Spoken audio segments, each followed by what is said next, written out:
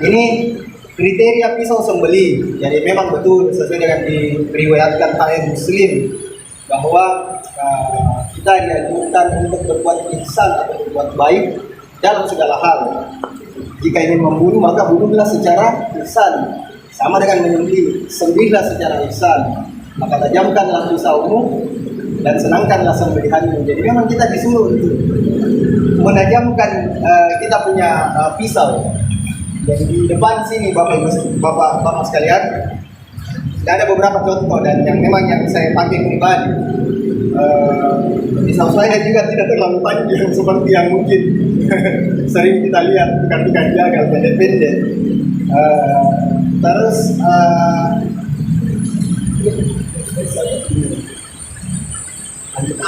saya awali materi saya di sini. Tadi sudah dijelaskan tentang anatomi leher sapi atau karena kurang lebih sama hewan bertulang belakang. Sapi, kambing, domba, ayam itu sama gitu. Jadi di depan sini itu yang kalau kita pegang ini itu namanya kulkum atau bahasa Indonesianya tenggorokan, jalan nafas, atau bahasa ilmiahnya orang-orang ilmiah itu mengenal namanya trakea. Nah di dalamnya itu saluran makanan, kerongkongan, bahasa ilmiahnya esofagus. Jadi bertumpu dia itu. Terus ada dua urat kehidupan, kalau ini dua wadah urat kehidupan. Bahasa kerennya arteri karotis. Jadi yang di samping sini kalau kita lihat ini arteri karotis, pembuluh darah arteri kalau kita. Nah, di mana-mana arteri selalu ada pasangannya, namanya jugular veins atau pembuluh darah vena, atau bahasa Indonesianya pembuluh darah balik, yang dia dari seluruh tubuh balik ke jantung. Nah itu dia. Nah, yang kita juru sembelih diwajibkan adalah satu kali menarik atau satu kali mendorong, itu wajib dua saluran ini, kulkum marin itu wajib satu kali putus. Nah dua ini arteri karotis. Jadi sebenarnya dia dua pasang, jadi 4 sebenarnya itu pembuluh darah yang kita harus sempurnakan. Arteri karotis dan jugular veins. Nah ini yang digunakan untuk itu. Tapi yang wajib itu sekali tarik atau sekali dorong itu kulkum marin. Nah ini ya juga. Selanjutnya, ini sering sekali unggas ini sudah di sekitar kita banyak sekali yang kita dapati. Terus tiba-tiba kita makan, ternyata ada leher, ada kepala yang seperti ini, seperti di gambar yang di samping ini. Bisa dilihat. Ada.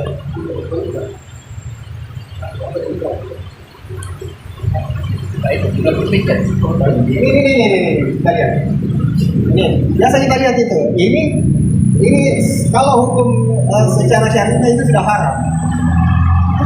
Dari warna saja itu sudah kelihatan dia sudah tidak ini.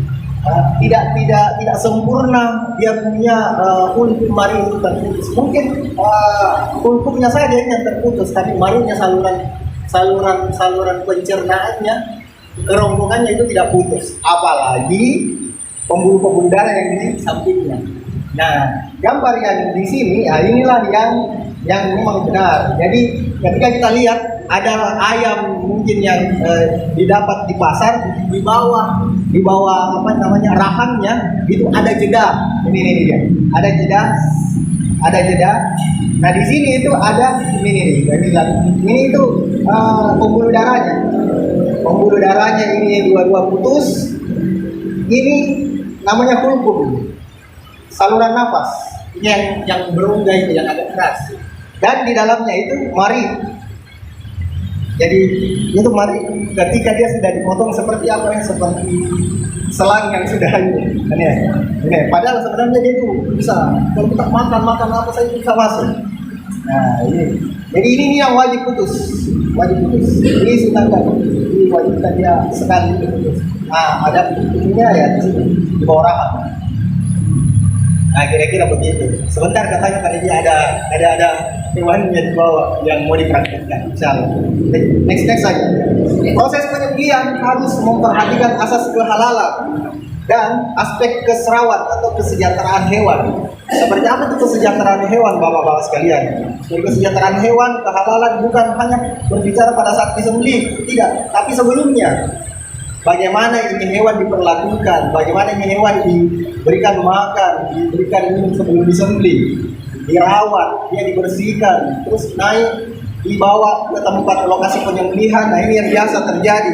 Kenapa biasa juga ada sapi yang mengamuk, baru dikasih turun di mobil pickup mengamuk. Bagaimana tidak mengamuk? Panitia sudah telepon juragan sapinya. Orang Pamulong, mana? Kenapa jam segini belum datang? Nah ini orang Pamulong yang kejar target. Dia kasih bur naik sapinya beberapa, baru dia ikat keras. Setelah dia ikat keras, dia ngebut. Kita saja, bapak-bapak sekalian, kalau ada di mobil pickup ngebut, bagaimana perasaan kita? Pasti pusing. Nah, bagaimana dengan sapi sama? Jadi ketika sapi itu berada di tempat yang baru, dia lihat suasana lingkungan yang baru, itu yang membuat dia stres. Apalagi pada saat perjalanan dia pusing dikasih diajak ngebut. Jadi itu salah satu kenapa kesejahteraan hewan itu penting. Nah itu lanjut belum sih. Sehingga daging yang dihasilkan memenuhi kriteria halal atau baik. Nah, selain faktor keterampilan juru sembelih, jadi sebaik-baiknya juru sembelih harus tahu tekniknya dan harus dia punya senjata atau dia punya pisau juga harus baik. Nah, kenapa hari ini kita menunjukkan beberapa contoh pisau sembelih. Yang pertama, sering kita lihat ada pisau yang bentuknya seperti ini. Saya lihat itu. Ini ada golok. Ini sebenarnya ada fungsinya, bapak sekalian. Jadi ini contoh.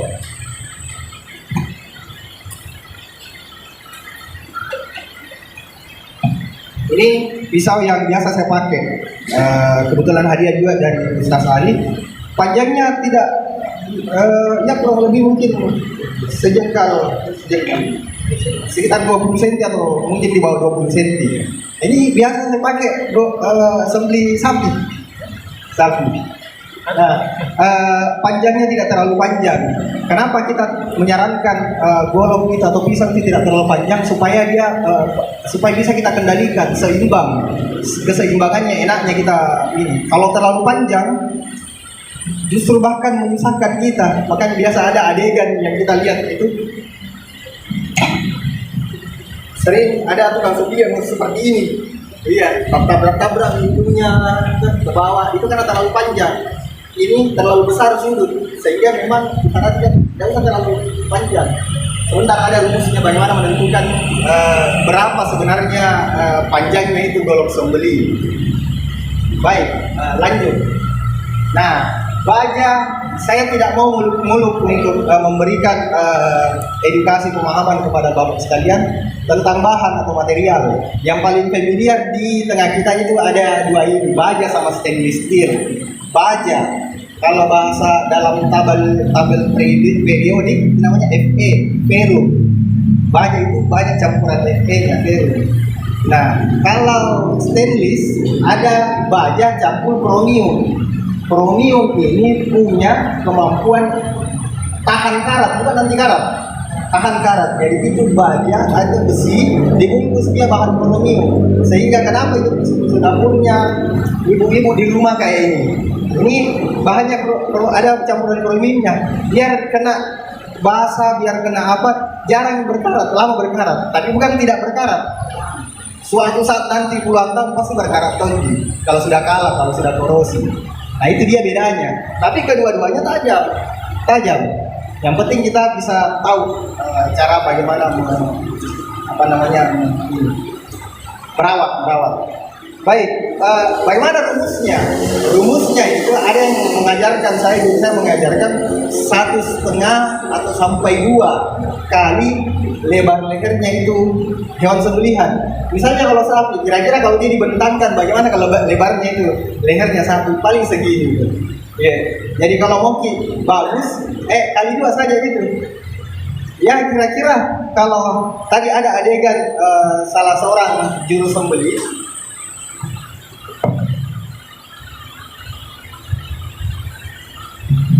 itu yang mempraktekkan pegang golok biasa orang Betawi Jawa Barat, dia pegang goloknya biasa begini. Nah, sebenarnya ukuran golok itu ya tergantung dari siapa pemegangnya, bukan dari yang saya pahami, bukan dari apa yang kita mau kerjakan. Jadi golok yang minimal yang bisa kita kendalikan adalah kalau dibilang orang Makassar Kasta. sisingku lu dia bilang orang. Makanya orangnya paling begini. Kalau terlalu panjang, kalau dia segini, ini insya Allah sudah bisa menaklukkan beberapa ukuran sapi atau limousine sekalipun. Ya, jadi kalau rumusnya ya satu ya kira-kira 30 cm lah, itu sudah bisa 30 cm. Nah, domba ya kalau misalnya hewannya kecil ya pisaunya juga kecil. Jangan misalnya ayam atau domba pakai parang yang besar, jangan. Terlalu banyak tenaga kita kasih keluar. Wasir. Iya, wasir. Nah, diharapkan dengan ukuran tersebut pisau dapat menjangkau bagian leher. Jadi kalau kita menyembelih itu sebenarnya patokannya telinganya sama telinga. Mau dia didorong atau mau dia ditarik, telinganya saja. Jadi kalau ditarik, dia dari telinganya, taruh pisau di bawah, tarik sampainya dapat telinga yang satunya. Begitu. Insya Allah kalau memang benar pasang lehernya cocok, insya Allah semua mulai dari rongga sama semua pembuluh darah itu akan putus dengan sempurna. Lanjut. Nah, next lagi. Kenapa kita harus menajamkan pisau? Saya kemarin didatangi oleh teman-teman Basnas, Pak Basori, terus dia tanya di podcast, kenapa kita harus menajamkan pisau? Jawabannya sederhana, itu membantu kita bekerja secara efektif dan efisien. Kalau pisaunya tajam sekali, bahkan plastik tisu pun bisa di-slice, maka tidak butuh banyak tenaga. Betul tidak? Iya, efektif penggunaan tenaga, sehingga waktunya juga sesuai dengan yang disyariatkan 1 kali, 1 detik, minimal sekali 1 detik. Karena hewan itu ada masa ininya. Ketika dia disembelih dengan cepat, itu 3 detik pertama dia tidak rasa, seperti kayak kita di kulit. 3 detik, 4 detik setelah itu baru dia merasakan, baru otak mengirimkan sinyal bahwa ada kram, ada sakit dan lain sebagainya, mengucur di darah. Nah, makanya kenapa kita disunahkan untuk semua pembuluh darah itu wajib putus supaya cepat habis darah, dan 4 detik, 5 detik, 6 detik dia sudah meninggal dengan tewas dengan sempurna. Next. Nah, ini beberapa alat bantu. Ada istilah namanya bevel atau edge. Ini sudut. Bagaimana kita membentuk sudut mata pisau. Nah, ini beberapa alat yang familiar yang biasa kita saksikan. Kalau ini saya ada alat, saya tidak bawa, tapi ini efektif secara manual juga untuk membentuk mata. Jadi pisaunya dijepit, lalu ada alat yang itu tuh. Tetap manual kita gesek-gesek, tapi lebih bagus, lebih presisi dibanding kita yang ini. Iya. Ada namanya tatakan. Tatakan ini apa bahasanya? Ya, tatakan untuk batu asa. Ininya. Supaya batu asanya tidak lari kemana-mana. Nah, ini yang ibu-ibu pasti punyai di dapur. Semua fungsinya sama, menajamkan, sharpening. Nah, alat ini yang saya mau sampaikan untuk membentuk mata pisau jadi pisau itu. Karakteristiknya kalau pisau itu bagus ada pada sepuhan. Bilang Makassar Kasappo. Jadi setelah pisau itu ditempa, dibentuk dia punya mata, dibentuk salah ceritanya, penting terbentuk dulu matanya belum tajam, baru dia dipanaskan lagi dengan derajat yang tinggi.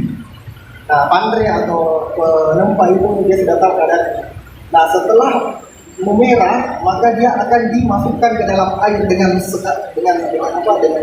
Nah, itu namanya teknik sepuh masappo. Jadi material yang memerah itu akan mengeras karena adanya perubahan suhu yang ekstrim.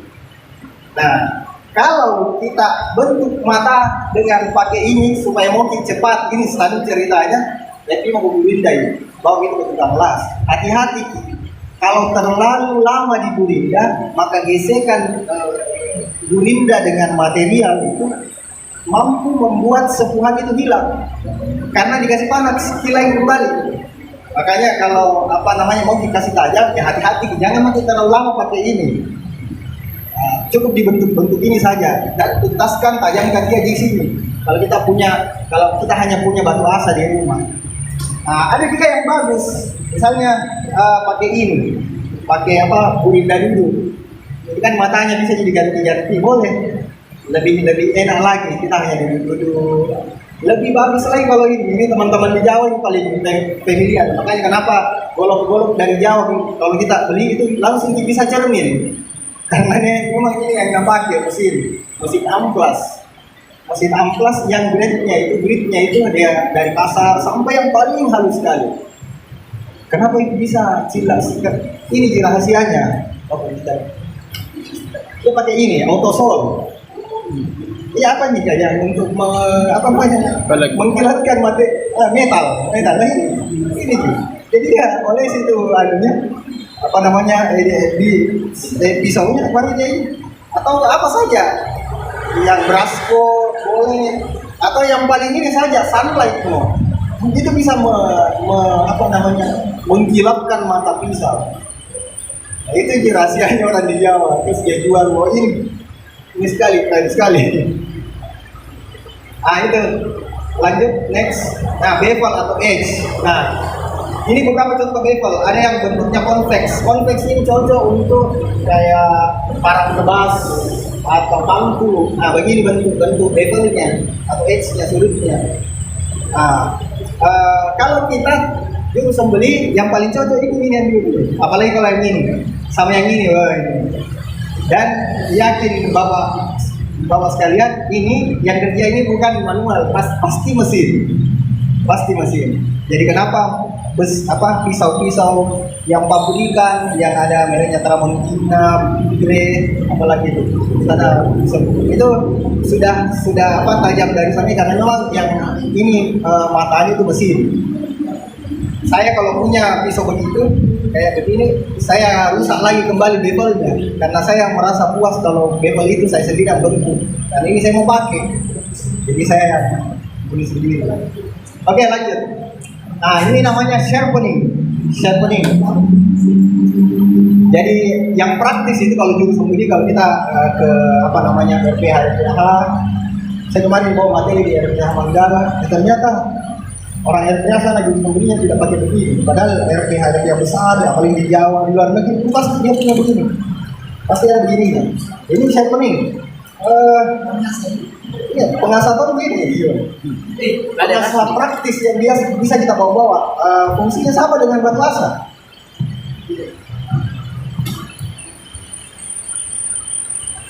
Saya balik saja. Caranya seperti ini.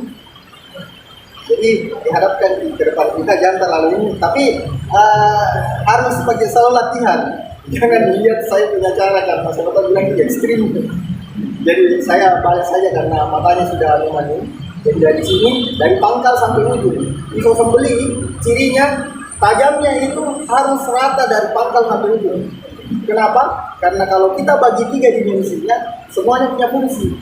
Pisau sembeli kali ini kalau kita bagi 3. Di dimensi pertama itu gunanya untuk merobek. Jadi memang harus tajam dari pangkal, merobek. Setelah itu meneruskan robekan merusak. Ini memfinishing. Makanya kenapa pisau-pisau? Baik. Pisau sembeli itu dari pangkal sampai ujung itu harus tajam. Tidak boleh dibilang di tengahnya mau dikasih tajam di asal. Ininya jangan. Tidak. Pisau sembeli, apalagi kalau ukurannya pendek, harus dia dari pangkal sampai ujung itu tajam, dan tajamnya harus rata. Kenapa? Karena setiap dimensi, setiap ini itu punya fungsi. Fungsi yang pertama, dia fungsinya merobek. Jadi ketika misalnya ditarik, dirobek dulu itu, baru yang kedua itu merusak robekan. Jadi ketika dia ini baru kita tarik seperti ini, maka robeknya itu diharapkan hampir 75% bagian leher itu sudah putus. Dan terakhir itu finishing. Makanya kenapa adegannya biasanya itu memutuskan urat-urat yang ada di ujung. Nah, caranya dari ujung buku itu ini saja yang main, jangan begini, jangan jadi kalau mau sih supaya hati-hati kasih gini saja, tapi jangan terlalu misalnya 10, jangan harus terasa 2 atau terasa lagi 1, 2 ini lagi. Nah ini kalau tukang sembeli, tukang jagal profesional pasti punya begini.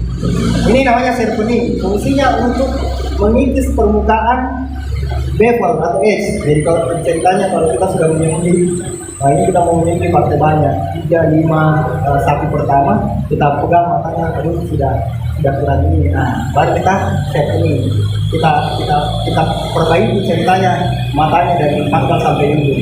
Nah setelah itu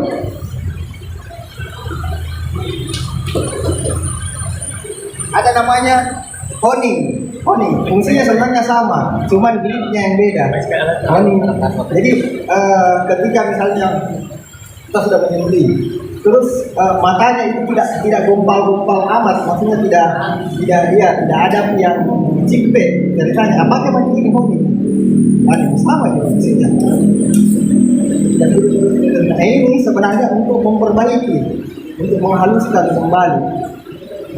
Nah setelah itu kalau setelah kita menyembelih, nah ini rahasianya, ini juga yang saya pakai.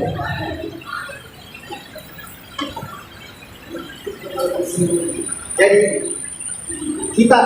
kenapa pisau sembelih itu misalnya ada orang kita dijaga sudah dipakai langsung pergi lagi mengasah, sebenarnya tidak perlu diasah.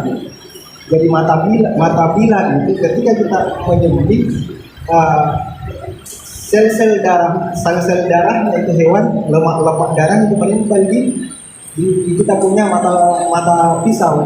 Nah cara yang menghilangkan adalah pakai kulit. Ada biasa kita lihat orang-orang tua kita setelah menyembelih langsung dia sapu di badannya. Nah, sebenarnya itu fungsinya kalau era sekarang namanya stropping itu dibersihkan itu. Jadi ini kulit sapi, kulit kerbau, kulit kambing. Setelah kita menyembelih supaya awet dia punya mata, bisa bertahan beberapa ekor, kita cukup lap saya pakai air tisu. Setelah kering betul baru kita ini kalau beberapa kali kita ini panasnya, insya Allah ini lemak darah yang ada di matanya itu akan hilang. Nah, makanya ini yang kulit yang halusnya ini yang putih ini saya kasih autosol, sebenarnya autosol gini yang bisa menghilangkan metal. Jadi berapa sudah biasa kan dia itu orang RPH apa itu? Ini kulit gini Pak, bukan gini. Dia kira batu asa. Ini hanya teman-teman di Leha di Jawa itu pasti punya begini.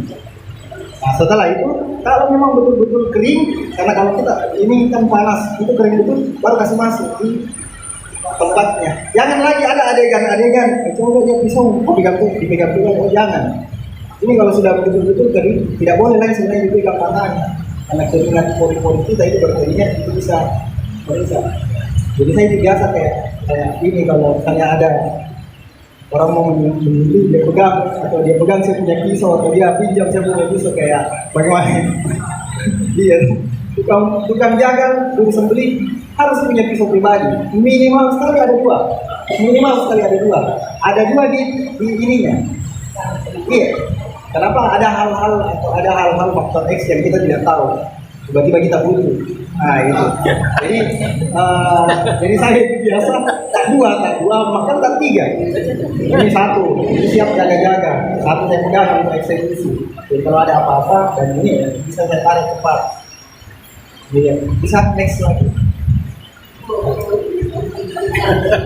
Subhanallah. Stroping. Jadi stroping sebenarnya memfinishing kita punya ini supaya apa namanya matanya itu tetap terjaga, daya tahannya bagus. Next, safety first.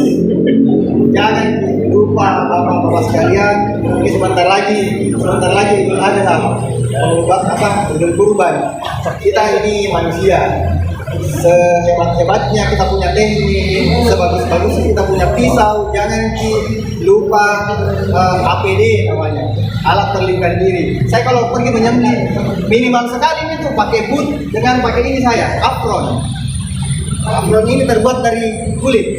Jadi kalau saya menyembelih kita tidak tahu, siapa tahu tiba-tiba waktu dijagal pisaunya sapinya langsung berontak, pembuluh darahnya waktu terputus lari kemana ya kan ada biasa terpercik. Nah ini untuk melindungi.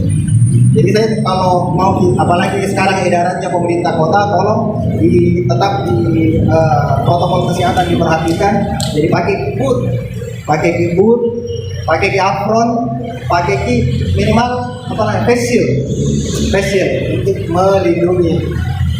Jangan sampai percikan darahnya itu masuk ke mata kita, itu sangat perlu. Oke. Saya kira cukup dari saya. Ini sebentar kata panitia ada praktik. Jadi Bapak Ibu sekalian mohon doanya, besok kami dari wilayah Kota Makassar ada pelantikan. Besok baru dilantik, saya juga besok baru dilantik. Jadi Juleha itu ada salamnya. Jadi kalau saya bilang Juleha Makassar, gerakannya begini, Bismillahi, harus nunduk ke atas, Bismillahi dengan nama Allah, Bismillahi, Allahu Akbar. Mari kita sama-sama sekali semangat. Baik, Juleha Makassar, Bismillahi, Allahu Akbar. Oke, diulang lagi mungkin bisa di ini. Juleha Makassar, Bismillahi, Allahu Akbar. Oke, sekian dari saya. Terima kasih. Assalamualaikum warahmatullahi wabarakatuh. Waalaikumsalam.